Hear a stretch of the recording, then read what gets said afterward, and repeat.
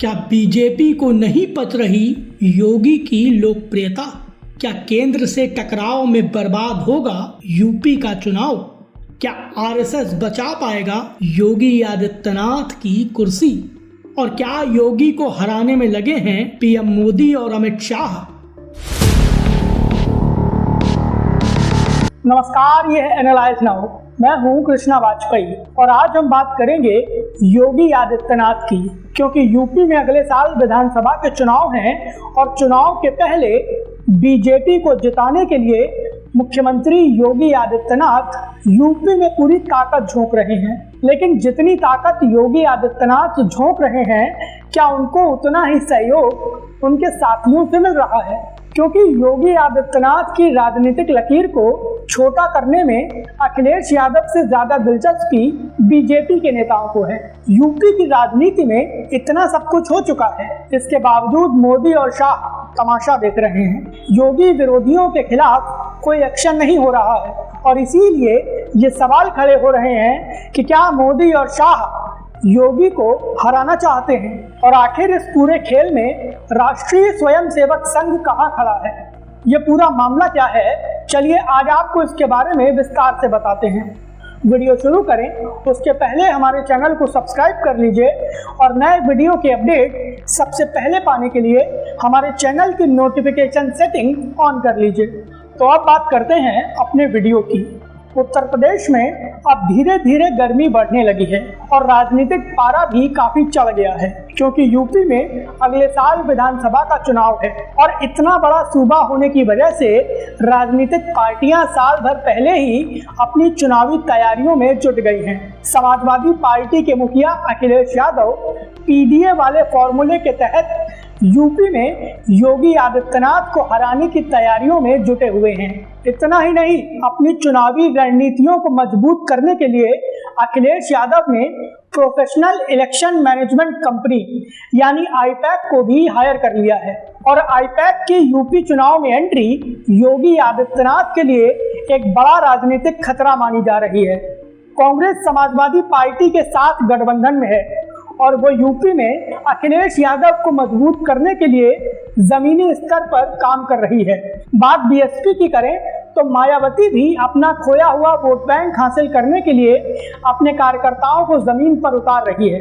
लेकिन बीजेपी की हालत सबसे अलग है। चुनाव में अब साल भर से भी कम का वक्त बचा हुआ है, इसके बावजूद बीजेपी के अंदर सिर्फ फुटअव्वल की स्थिति है और ये सिर्फ फुटअव्वल बीजेपी के लिए 2027 के चुनावों के लिहाज से एक बड़ी समस्या बन गया है। और बीजेपी के खेमे में सिर्फ फुटअव्वल की सबसे बड़ी वजह यह है कि यूपी में सरकार और संगठन के बीच कोई संतुलन नहीं है।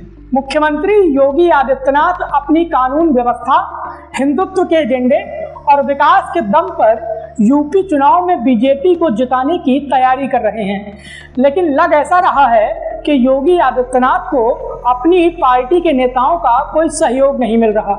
योगी आदित्यनाथ की राजनीतिक लकीर को उनके अपने ही साथी छोटा कर रहे हैं और ये योगी के लिए एक बहुत बड़ी चुनौती है। और सवाल ये उठ रहे हैं कि क्या योगी आदित्यनाथ को हराने के लिए बीजेपी के ही कुछ नेता साजिश कर रहे हैं? यूपी में स्वामी अभिमुक्तेश्वरानंद का मुद्दा सबसे ज्यादा चर्चा में है, लेकिन खास बात यह है कि इस मुद्दे पर योगी आदित्यनाथ के अलावा कोई मुखर नहीं है। योगी आदित्यनाथ के दोनों डिप्टी यानी केशव प्रसाद मौर्य और ब्रजेश पाठक ने इस मुद्दे पर अपनी ही सरकार को घेरा है और ये योगी सरकार के लिए एक नई मुश्किल बन गया। दोनों ही खेमे के बीजेपी विधायक और नेता आए दिन पर्दे के पीछे से मुख्यमंत्री योगी आदित्यनाथ और उनकी सरकार पर हमला करते नजर आते हैं।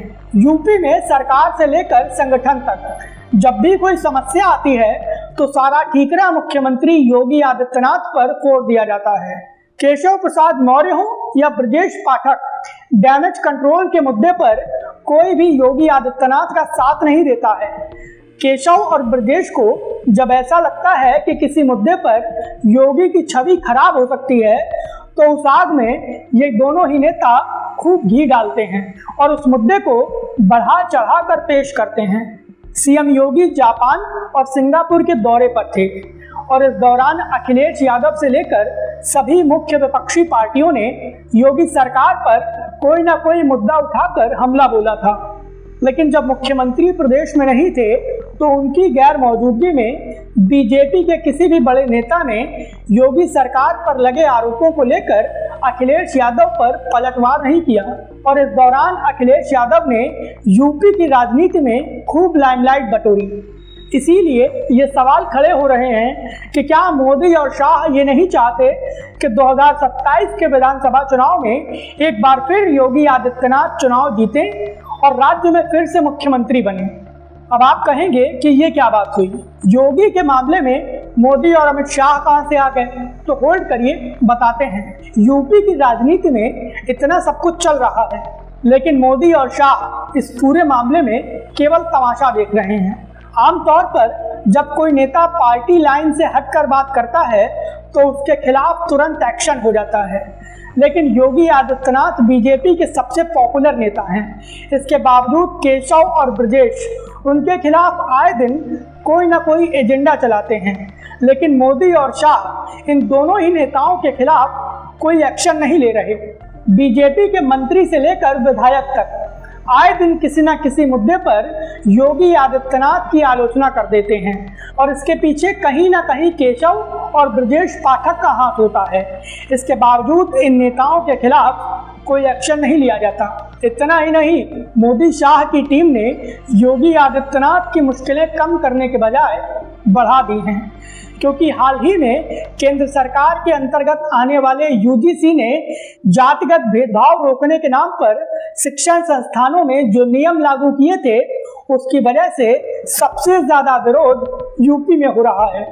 यूपी में सामान्य वर्ग के लोग बीजेपी के खिलाफ आक्रामक हो गए हैं और जमकर बीजेपी सरकार की आलोचना कर रहे हैं। भले ही सुप्रीम कोर्ट ने यूजीसी के नए नियमों पर रोक लगा दी है, इसके बावजूद सामान्य वर्ग के लोगों का गुस्सा कम नहीं हो रहा और लखनऊ में आए दिन सामान्य वर्ग के लोग मोदी सरकार के खिलाफ विरोध प्रदर्शन कर रहे हैं। आमतौर पर सामान्य वर्ग के लोगों को बीजेपी का कोर वोट बैंक माना जाता है। इसके बावजूद जिस तरह से सामान्य वर्ग के लोग बीजेपी की सड़क पर उतरकर धज्जियां उड़ा रहे हैं, वो ये बता रहा है कि यूपी के विधानसभा चुनाव में सामान्य वर्ग बीजेपी से छिटक सकता है और अगर ऐसा होता है तो सबसे ज्यादा नुकसान योगी आदित्यनाथ को होगा। इसके बावजूद बीजेपी को अपने ही कोर वोटर की नाराजगी का कोई फर्क नहीं पड़ रहा। खास बात यह है कि हाल ही में संघ प्रमुख मोहन भागवत ने लखनऊ में मुख्यमंत्री योगी आदित्यनाथ से मुलाकात की थी और उस मुलाकात की गर्मजोशी ने ये साफ संकेत दे दिया था कि आरएसएस पूरी तरीके से योगी आदित्यनाथ के साथ खड़ा हुआ है और शायद योगी आदित्यनाथ को आरएसएस का यही समर्थन बीजेपी की टॉप लीडरशिप को चुभ रहा है। और इसीलिए ये सवाल खड़े हो रहे हैं कि क्या मोदी शाह ये नहीं चाहते कि योगी आदित्यनाथ 2027 का विधानसभा चुनाव एक बार फिर जीतें। हालांकि एक सच ये भी है कि अगर 2027 के विधानसभा चुनाव में बीजेपी को झटका लगा तो ये भूल जाइए कि 2029 के लोकसभा चुनाव में बीजेपी को यूपी से कोई खास सफलता मिलेगी। यूपी में बीजेपी का डब्बा गोल हो जाएगा और अगर यूपी में बीजेपी को कोई फायदा नहीं हुआ तो केंद्र में बीजेपी की सरकार बनना नामुमकिन है। ऐसे में ये देखना होगा कि क्या मोदी और शाह योगी आदित्यनाथ को बर्बाद करने की कोशिश में अपनी ही बर्बादी की कोई स्क्रिप्ट तो नहीं लिख रहे, क्योंकि अगर योगी आदित्यनाथ को नुकसान हुआ तो नुकसान बीजेपी को भी होगा और वो नुकसान मोदी शाह सहन नहीं कर पाएंगे। यूपी में मुख्यमंत्री योगी आदित्यनाथ के खिलाफ मोदी शाह की इस साजिश को लेकर आपकी क्या राय है? प्लीज हमें हमारे कमेंट बॉक्स में जरूर बताएं। वीडियो पसंद आया हो तो प्लीज इसे लाइक करें और हमें सपोर्ट करने के लिए हमारे इस वीडियो को ज़्यादा से ज़्यादा शेयर करें।